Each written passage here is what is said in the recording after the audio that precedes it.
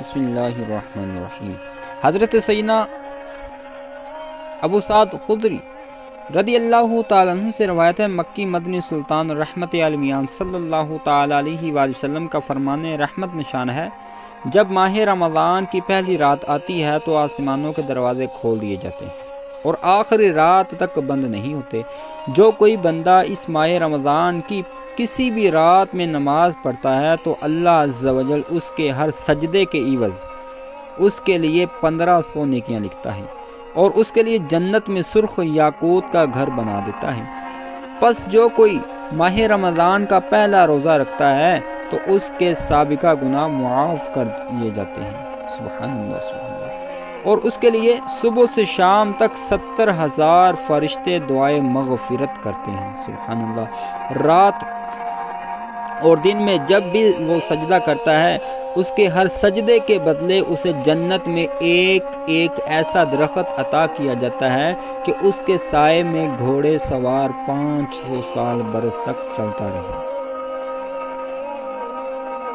مزید رمضان مبارک کی بہاریں جو ہیں وہ حضرت جابر بن عبداللہ رضی اللہ عنہ سے روایت ہے کہ رحمت عالمیان سلطان دو جہان شہنشاہ کون و مکان صلی اللہ علیہ وسلم کا فرمان ذی نشان ہے، میری امت کو ماہ رمضان میں 5 چیزیں ایسی عطا کی گئی جو مجھ سے پہلے کسی کو نہ ملی۔ جب رمضان مبارک کی پہلی رات آتی ہے تو اللہ عز و جل ان کی طرف رحمت کی نظر فرماتا ہے، اور جس کی طرف اللہ عز و جل نظر رحمت فرمائے اسے کبھی بھی عذاب نہ دے گا۔ نمبر 2، شام کے وقت ان کے منہ کی جو بو ہوتی ہے وہ اللہ تعالیٰ کے نزدیک مشک اور عنبر کی خوشبو سے بہتر ہے۔ نمبر 3، فرشتے ہر رات اور دن ان کے لیے مغفرت کی دعا کرتے ہیں۔ نمبر 4، اللہ عز و جل جنت کو حکم فرماتا ہے میرے نیک بندوں کے لیے مزین ہو جا، یعنی کہ سج جا، تو گھر اور کرم کی راحت ہے، اسے جنت کہا جاتا ہے اور نیک بندوں کو ہی عطا کی جائے گی۔ نمبر 5، جب ماہ رمضان کی آخری رات آتی ہے تو اللہ عز و جل سب کی مغفرت فرما دیتا ہے۔ قوم میں سے ایک شخص نے کھڑے ہو کر عرض کی، یا رسول اللہ، کیا وہ لیلۃ القدر ہے؟ ارشاد فرمایا، نہیں، کیا تم نہیں دیکھتے کہ مزدور جب اپنے کاموں سے فارغ ہو جاتے ہیں تو انہیں اجرت دے دی جاتی ہے۔